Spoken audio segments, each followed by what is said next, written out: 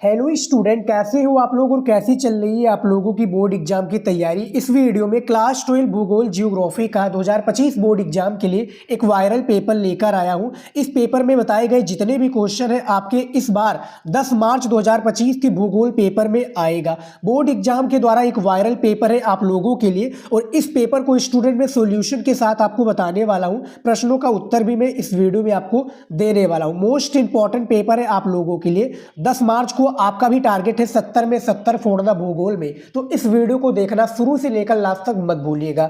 यहां पर देखिए स्टूडेंट, 2025 का पेपर है भूगोल का। आपका 10 मार्च को पेपर होने वाला है यूपी बोर्ड का।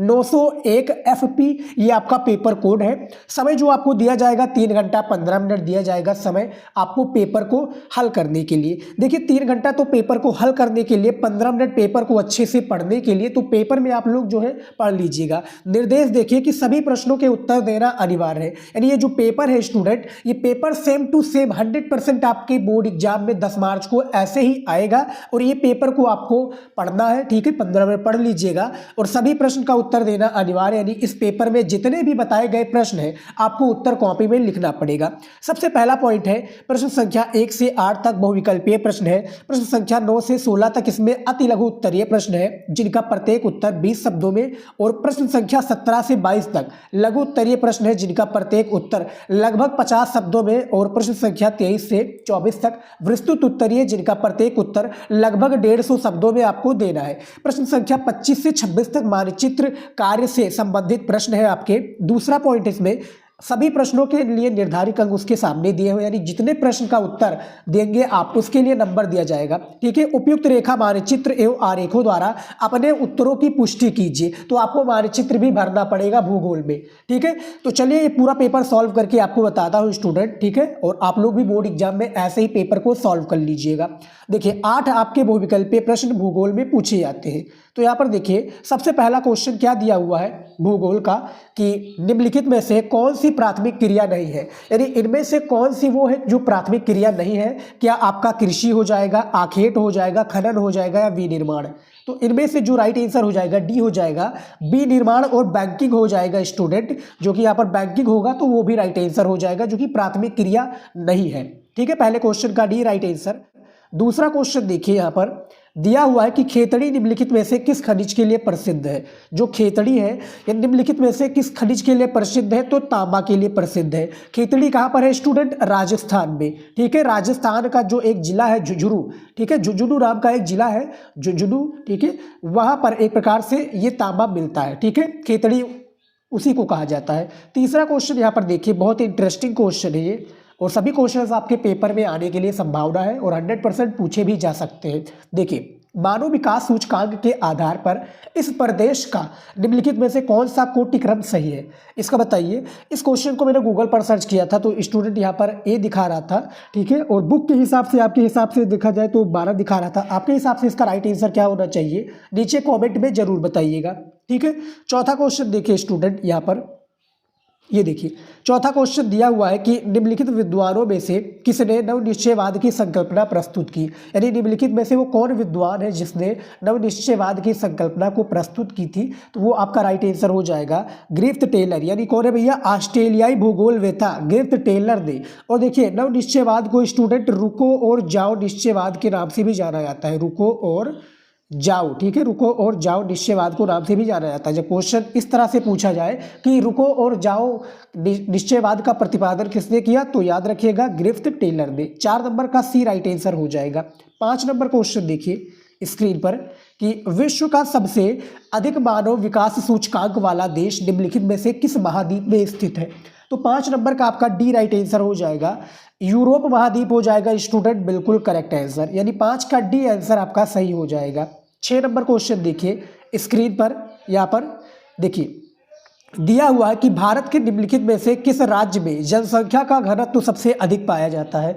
तो भारत का वो कौन सा राज्य है स्टूडेंट जिसमें जनसंख्या का घनत्व सबसे अधिक पाया जाता है। तो बुक के हिसाब से देखा जाए स्टूडेंट तो आपका पश्चिम बंगाल दिखा रहा है, लेकिन गूगल पर मैंने सर्च किया तो वहाँ पर बिहार दिखा रहा था। अब आपके हिसाब से बताइए क्या क्या बुक वाला सही होगा या आपका जो दिया है बिहार जो कि गूगल पर दिया हुआ वो सही होगा। ठीक है। 7 नंबर क्वेश्चन देखिए यहाँ पर, जनसंख्या आकार के अनुसार विश्व का सबसे छोटा महाद्वीप है। तो जनसंख्या के आकार के अनुसार स्टूडेंट जो विश्व का सबसे छोटा महाद्वीप है ये ओशिनिया हो जाएगा, जिसको हम ऑस्ट्रेलिया के नाम से भी जानते हैं। ठीक है, 7 नंबर का भी क्वेश्चन आपका बिल्कुल सही हो जाएगा। अगला क्वेश्चन देख लेते हैं यहाँ पर। देखिए आखिरी क्वेश्चन है हमारा इस पेपर का, भूगोल का 8 नंबर कि निम्नलिखित में से किस राज्य से होकर इंदिरा गांधी नहर जाती है। यानी वो कौन सा राज्य है भैया जहां से गुजरती है इंदिरा गांधी नहर, तो वो आपका हो जाएगा राजस्थान। ठीक है, राजस्थान से पंजाब होते हुए मिल जाती है भैया, राजस्थान के कई सारे डिस्ट्रिक्ट से होते हुए क्या गुजरती है ये। तो 8 नंबर का बी राइट आंसर आपका हो जाएगा। ठीक है, तो टोटल जो हमारा क्वेश्चन था 8 बहुविकल्पीय वो मैंने बता दिया है। अब आ चुका है स्टूडेंट अति लघु उत्तरीय प्रश्न, जो कि पेपर में मैं बात करूं ये भी 8 ही प्रश्न पूछे जाते हैं। ठीक है, और प्रत्येक प्रश्न का उत्तर आपको 20 शब्दों में देना होगा। ठीक है, और जिसके लिए आपको एक प्रश्न पर 2 नंबर दिया जाएगा भूगोल में। ठीक है, तो यहाँ पर देखिए स्टूडेंट और देख लेते हैं। देखिए स्टूडेंट यहाँ पर अति लघु उत्तरीय प्रश्न का 9 नंबर क्वेश्चन दिया हुआ है। ये देखिए कि पर्यावरण निश्चयवाद को परिभाषित कीजिए। पर्यावरण निश्चयवाद क्या होता है इसका परिभाषा में दे रहा है। तो देखिए आदिम समय में प्रकृति की शक्तियों व मानव के बीच परस्पर होने वाली क्रियाओं को पर्यावरण निश्चयवाद कहा जाता है। यानी आदिम समाज में जो प्रकृति की शक्तियों व मानव के बीच जो परस्पर होने वाली क्या है क्रियाएं, जिनको क्या है पर्यावरण निश्चयवाद कहा जाता है। ये क्वेश्चन का राइट आंसर दे दिया। इसको आप लोग तैयार कर लीजिए, कॉपी में भी लिखना चाहते हैं तो लिख लीजिएगा। ठीक है, नहीं तो ये क्वेश्चन देखिए मैं बात करूँ तो ये सभी क्वेश्चन आपके इंपॉर्टेंट है और मैं इसको आपको आंसर भी दे रहा हूँ। देखिए 10 नंबर क्वेश्चन है कि तृतीयक क्रियाओं के 2 उदाहरण दीजिए। 2 नंबर दे दिया जाएगा, 2 उदाहरण दे देंगे आप। तो इसका उत्तर देखिए, व्यापार व वाणिज्य तथा परिवहन एवं संचार सेवाएं तृतीयक क्रियाकलाप से संबंधित है। इसके अतिरिक्त प्रबंधन, संचार, व्यापार संबंधित क्रियाकलाप भी द्वितीयक क्षेत्र के यहाँ पे देखिए द्वितीयक क्षेत्र के अंतर्गत आते हैं। तो 10 नंबर का आपका राइट आंसर ये भी हो गया। ये देखिए करेक्ट आंसर हो चुका है। ठीक है, 11 नंबर क्वेश्चन देखिए, पर्यावरण प्रदूषण के 2 प्रकार का उल्लेख कीजिए। तो जो पर्यावरण प्रदूषण है स्टूडेंट, इसके 2 प्रकारों का हमें क्या करना है, उल्लेख करना है। तो इसका उत्तर देख लीजिए। देखिए सभी का मैं आप लोगों को उत्तर बताने का प्रयत्न करूंगा। इसका उत्तर देखिए, पर्यावरण प्रदूषण के 4 प्रकार होता है। जैसे यहाँ पर देखिए पहला मैंने बता दिया वायु प्रदूषण, तो यहाँ पर केवल 2 ही बताना था तो मैंने यहाँ पर 2 बताया है। ठीक है, जितना पूछा गया उतना का ही मैं आंसर दूंगा, क्योंकि हमें और भी क्वेश्चंस इसमें, भूगोल इतना आसान नहीं होता। अभी आपको लघु उत्तरीय प्रश्न करने पड़ेगा, उसके बाद में आपको दीर्घ उत्तरीय, फिर आपको मैप भरना पड़ेगा, उसके बताए गए प्रश्नों को लिखना पड़ेगा। तो बहुत झाम हो जाता है स्टूडेंट भूगोल। भूगोल ईजी सब्जेक्ट नहीं है, काफ़ी लोग इसको ईजी समझ लेते हैं, ईजी नहीं है। जो पढ़ने वाला बच्चा है उसके इजी लगेगा, लेकिन जो भैया पढ़ेगा नहीं, साल भर पढ़ेगा नहीं, अब एग्जाम के टाइम पर पढ़ेगा, उसके लिए बहुत कठिन लगेगा। ठीक है, तो इसमें देखिए जो 4 प्रदूषण के बारे में बताया गया, तो 2 प्रदूषण मैंने लिख दिया है, वायु प्रदूषण, जल प्रदूषण, एक आपका ध्वनि प्रदूषण, एक आपका रेडियोधर्मिता प्रदूषण या रासायनिक प्रदूषण ले लीजिए। ठीक है, तो ये 2 नंबर आपको पक्का हो जाएगा। 12 नंबर क्वेश्चन है यहाँ पर, देखिए भारत के 2 औद्योगिक नगरों का उदाहरण दीजिए। 2 नंबर का क्वेश्चन है, इसका उत्तर देखिए, भारत के 2 औद्योगिक नगरों का उदाहरण यहाँ पर देखिए बादाम पहाड़ एवं कुद्रेमुख है। ठीक है, और जो है क्वेश्चन बैंक में दिया हुआ था स्टूडेंट, इसका आंसर आपका हो जाएगा एक प्रकार से, कौन सा हो जाएगा, मुंबई, चेन्नई, कोलकाता, रायपुर, ये सब औद्योगिक नगर के अंतर्गत आते हैं। ठीक है, उसके बाद में देखिए 13 नंबर क्वेश्चन, भारत में जनजातीय बस्तियों की विशेषताओं का वर्णन कीजिए। ठीक है, ये भी 2 नंबर का आपका मोस्ट इंपॉर्टेंट क्वेश्चन है। यानी इस पेपर में बताए गए सभी क्वेश्चन ही समझ लीजिए स्टूडेंट मोस्ट इंपॉर्टेंट है, जो कि पेपर में सीधे पूछे जा सकते हैं। इसका उत्तर देखिए, भारत में जनजातीय बस्तियों की विशेषताएं निम्नलिखित है। सबसे पहला पॉइंट है, जनजातियां अलग निश्चित भूभाग में निवास करती हैं। जो जनजातियां स्टूडेंट ये अलग निश्चित भूभाग में क्या करती है, निवास करती है, और जिनकी एक अलग संस्कृति, अलग रीति रिवाज, अलग भाषा होती है, जिनकी एक अलग संस्कृति, एक अलग रीति रिवाज और एक अलग क्या होती है स्टूडेंट, भाषा होती है। ठीक है, उसके बाद में देखिए यहाँ पर दूसरा पॉइंट है, ये केवल अपने ही समुदाय में विवाह करते हैं। जो भैया जनजाति होती है भारत में, जो जनजातीय बस्तियां हैं, ये अपने ही समुदाय के लोगों के साथ क्या एक प्रकार से विवाह करते हैं, अपने ही कास्ट के लोगों के साथ। ठीक है, तो 13 नंबर क्वेश्चन का राइट आंसर हो गया। 14 नंबर क्वेश्चन देखिए यहाँ पर, ये देखिए भूगोल बेटा ग्रिफ्थ टेलर की नई संकल्पना क्या थी। ठीक है, ये 2 नंबर का क्वेश्चन है। इसका उत्तर देखिए, भूगोल बेटा ग्रिफ्थ टेलर ने पर्यावरणीय निश्चयवाद को निश्चयवाद और संभववाद के बीच मध्यमार्गी नव निश्चयवाद अथवा रुको और जाओ निश्चयवाद की संकल्पना को प्रस्तुत किया था। ठीक है, तो ये क्वेश्चन का राइट आंसर है। यहाँ पर आप देख सकते हैं, जो पूछा गया था ना कि भूगोल वेता ग्रिफ्थ टेलर, जो कि ऑस्ट्रेलियाई भूगोलविद है, याद रखिएगा, पेपर क्वेश्चन में आता है। ठीक है, तो ये देख सकते हैं पर्यावरण निश्चयवाद, और इसको रुको और जाओ निश्चयवाद के नाम से भी जाना जाता है। हालांकि मैंने बहुविकल्पी में इसका आंसर आप लोगों को बता दिया था। ठीक है भैया, आप लोग हमारे इंटेलिजेंट स्टूडेंट हैं, क्वेश्चन आता ही तैयार करना पड़ेगा आपको। 15 नंबर क्वेश्चन देखिए, घरेलू उद्योग क्या है। जो घरेलू उद्योग है बेसिकली ये क्या होते हैं, इसका परिभाषा देना है। ठीक है, 2 नंबर का क्वेश्चन है। इसका उत्तर देखिए, निर्माण की वो इकाई जिसमें परिवार के सभी सदस्य मिलकर अपने दैनिक जीवन के उपभोग की वस्तुओं का उत्पादन करते हैं उसे घरेलू उद्योग कहा जाता है। उसे क्या कहा जाता है स्टूडेंट, घरेलू उद्योग कहा जाता है। तो ये 15 नंबर क्वेश्चन का राइट आंसर यहाँ पर देख सकते हैं। ठीक है, मैं सभी का आंसर आप लोगों को दे रहा हूँ, और आप लोगों से रिक्वेस्ट है स्टूडेंट कि इन सभी प्रश्नों को आप लोग तैयार कर लीजिए। ठीक है, उसके बाद में देखिए आखिरी क्वेश्चन 16 नंबर दिया हुआ है कि जनसंख्या घनत्व के प्रमुख प्रकारों का उल्लेख कीजिए। ठीक है, 2 नंबर का क्वेश्चन है। इसका उत्तर देखिए, जनसंख्या घनत्व के निम्न 3 प्रकार है। सबसे पहला है उच्च जनसंख्या घनत्व, दूसरा है मध्यम जनसंख्या घनत्व, तीसरा है निम्न जनसंख्या घनत्व। ये जनसंख्या घनत्व के प्रमुख प्रकारों का उल्लेख किया गया है, जो कि यहाँ पर आप स्क्रीन पर देख सकते हैं। ठीक है, बहुत इंटरेस्टिंग क्वेश्चन है, और आपके मैंने टोटल जो 8 अति लघु उत्तरीय क्वेश्चन था स्टूडेंट, मैंने आपको बता दिया है। ठीक है, अब देखिए यहाँ पर आ चुका है लघु उत्तरीय प्रश्न, जो कि टोटल 6 प्रश्न पूछा जाता है पेपर में। ठीक है, और 10 मार्च को भी 6 प्रश्न ही पूछा जाएगा लघु का। उसके बाद में एक प्रश्न के लिए आपको 4 नंबर दिया जाता है। ठीक है, भूगोल की मैं यहाँ पर बात कर रहा हूँ। यही क्वेश्चन आपका जैसे लघु उत्तरीय का क्वेश्चन आपका उसमें पूछा जाता, नागरिक शास्त्र में, समाज शास्त्र में, अर्थशास्त्र में, तो वहाँ पर 6 नंबर दिया जाता। लेकिन देखिए स्टूडेंट, वहाँ पर 100 नंबर का पूर्णांक होता है, यहाँ पर आपका 70 नंबर का पूर्णांक होता है। तो क्या है, पेपर को मैनेज करना पड़ेगा। 30 नंबर आपको विद्यालय की तरफ से दिया जाता है, जो कि प्रैक्टिकल का होता है, आपको पता होगा। ठीक है, आपके टीचर जो होंगे भूगोल के या जो जियोग्राफी के, वो क्या है प्रैक्टिकल आप लोगों को करा रहे होंगे। ठीक है, वाइबा होगा, प्रैक्टिकल होगा, आपको फाइल वगैरह बनानी पड़ेगी, तो वो सारी चीज़ें आप लोग समझदार हैं, कर लेंगे। ठीक है, अब यहाँ पर देखिए 17 नंबर क्वेश्चन लघु उत्तरीय का क्या दिया हुआ है कि मानव भूगोल की प्रमुख विचारधाराओं का वर्णन कीजिए। तो देखिए, जो मानव भूगोल की प्रमुख जो विचारधाराएं हैं स्टूडेंट, इसका आपको क्या करना पड़ेगा, वर्णन करना पड़ेगा। कई सारी इसकी विचारधाराएं होती हैं स्टूडेंट। ठीक है, विभिन्न प्रकार का शाखाएं होती हैं, विचारधाराएं कई प्रकार की होती हैं, तो इसका क्या करना पड़ेगा, आपको वर्णन करना पड़ेगा। ठीक है, तो वर्णन कर लीजिएगा स्टूडेंट। जो आपका फर्स्ट चैप्टर है ना, मानव भूगोल प्रकृति एवं विषय क्षेत्र, उसी से लिया गया क्वेश्चन है। ठीक है, क्वेश्चन का आंसर मिल जाएगा। 18 नंबर क्वेश्चन देखिए, जनसंख्या वितरण को प्रभावित करने वाले प्रमुख कारकों का वर्णन कीजिए। तो भैया जनसंख्या वितरण को जो प्रभावित करते हैं वो प्रमुख कारण जैसे कि आपके हो जाएंगे भौगोलिक कारक, एक आपका हो जाएगा स्टूडेंट भौगोलिक। ठीक है, भौगोलिक कारक। अब उसके अंतर्गत आ जाएगा आपका जल की उपलब्धता। ठीक है, जल की उपलब्धता के तत्पश्चात आपका आ जाएगा भू आकृति जलवायु। फिर दूसरा आपका आ जाएगा स्टूडेंट आर्थिक कारक। ठीक है, क्या है, आर्थिक कारक। इसमें आ जाएगा खनिज नगरीकरण, औद्योगिकरण, शक्ति के संसाधन, आर्थिक व प्राविधिक उन्नति।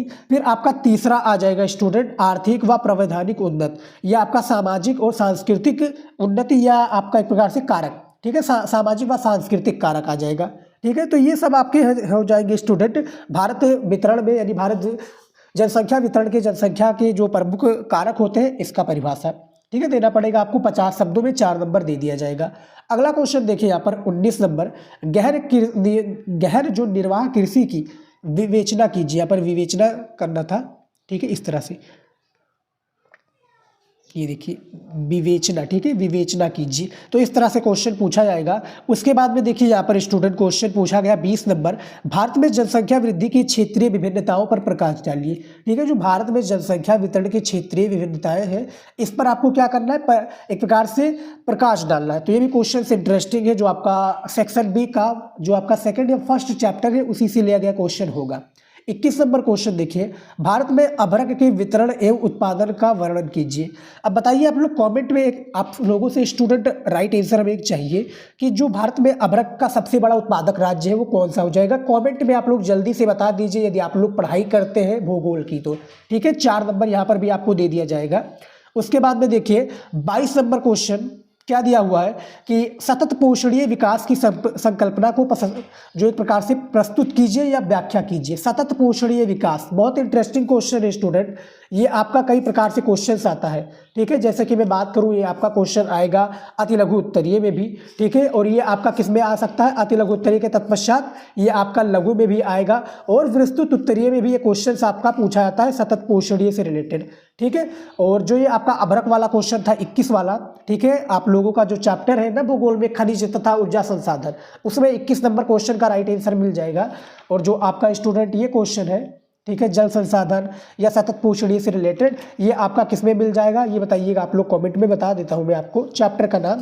बेसिकली चैप्टर का इसका नाम जो है बहुत इंटरेस्टिंग चैप्टर का नाम है, भू संसाधन में शायद आपको मिल जाएगा। तो भू संसाधन तो अलग हो जाएगा आपका, ये आपका शायद हो जाएगा, मैं बताता हूँ आपको, रुक जाइए। हाँ, ये देखिए भारत के संदर्भ में नियोजन और सतत पोषणीय विकास जो आपका चैप्टर है, ये 22 नंबर क्वेश्चन मिल जाएगा उसमें। ठीक है, अब देखिए स्टूडेंट आ चुका है दीर्घ उत्तरीय प्रश्न। ये देखिए दीर्घ उत्तरीय प्रश्न, जो टोटल आपको 2 ही प्रश्नों का आपको पेपर में उत्तर देना रहेगा, जिसके लिए आपको एक प्रश्न पर 6 नंबर दिया जाएगा, 2 प्रश्न पर आपको 12 नंबर कंफर्म हो जाएगा दीर्घ उत्तरीय का। यहाँ पर देखिए स्टूडेंट, ये पेपर में 23 नंबर क्वेश्चन क्या दिया हुआ है कि सहकारी कृषि एवं सामूहिक कृषि पर टिप्पणी लिखिए। यानी जो सहकारी कृषि है और जो सामूहिक कृषि है, इनमें आपको टिप्पणी लिखना पड़ेगा। सहकारी कृषि के लिए 3 नंबर और सामूहिक कृषि के लिए 3 नंबर, टोटल आपका 6 नंबर पक्का हो जाएगा। अथवा करके दिया हुआ है कि विश्व में उद्योगों की अवस्थिति को प्रभावित करने वाले विभिन्न कारकों का वर्णन कीजिए, तो इसमें भी 6 नंबर दिया जाएगा। 24 नंबर क्वेश्चन देखिए, भारत में कोयला उत्पादक क्षेत्रों का वर्णन कीजिए। यानी जो भारत में कोयला उत्पादक के क्षेत्र है, इसका वर्णन करना है। 6 नंबर यहाँ पर अभी आपको दिया जाएगा। अथवा करके लिखा हुआ है कि मुंबई पुणे औद्योगिक प्रदेश के प्रमुख लक्षणों का वर्णन कीजिए। अब यहाँ पर देखेंगे भैया कि 6 नंबर सब में बताया गया है, तो करना तो केवल 2 ही है। तो यहाँ पर 6 नंबर क्यों दिया हुआ है तो मैं बता दूँ आपको, चाहे अथवा वाला कीजिए, ठीक है, ये चाहे आप ये नीचे वाला ये वाला कर लीजिए या ऊपर वाला कर लीजिए, मिलेगा आपको केवल 6 नंबर। ठीक है, लेकिन आपको प्रश्नों का उत्तर देना पड़ेगा। एक प्रकार से आपके पास एक्स्ट्रा चांस हो जाता है कि मान लीजिए कि आपको ऊपर वाले प्रश्न का उत्तर नहीं मिलता है, तो आप ये नीचे वाला कर लेंगे और आपको 6 नंबर पक्का हो जाएगा। तो ये चारों प्रश्नों को आप लोग अभी तैयार कर लीजिए, लेकिन पेपर में केवल 2 ही का कर लीजिएगा। आपको नहीं ज़्यादा समझ में आ रहा तो ये जो निर्देश दिया हुआ है ना, ये निर्देश, ठीक है, इसको आप जरूर पढ़ लीजिए, क्योंकि काफ़ी स्टूडेंट इसी में कंफ्यूज होते हैं। निर्देश नहीं पढ़ते हैं, डायरेक्ट वो आंसर लिखने लगते हैं, बाद में उनको प्रॉब्लम हो जाती है। ठीक है, अब यहाँ पर देखिए 25 नंबर क्वेश्चन देखिए, दिया हुआ कि भारत के दिए गए रेखा मानचित्र में निम्नलिखित को उपयुक्त चिन्हों द्वारा दर्शाइए और उनके नाम भी लिखिए। यानी उपयुक्त चिन्हों द्वारा आपको दर्शाना और उसके नाम भी लिखना है। यहाँ पर देखिए सबसे पहला क्वेश्चन क्या दिया हुआ है, दिया हुआ है कि कुल जनसंख्या में सर्वाधिक राष्ट्रीय अंश वाला राज्य हो जाएगा, तो भैया कौन सा हो जाएगा आपका उत्तर प्रदेश। ठीक है, उत्तर प्रदेश बिल्कुल सही हो जाएगा। ठीक है स्टूडेंट, उत्तर प्रदेश सबसे अधिक जनसंख्या, लगभग 25 करोड़ जनसंख्या पूरे भारत का निवास करती है। ठीक है, उसके बाद में देखिए दूसरा क्वेश्चन, 2001 से 2011 के दौरान जनसंख्या के सर्वाधिक दशकीय वृद्धि दर वाला राज्य कौन सा हो जाएगा, तो बिहार हो जाएगा।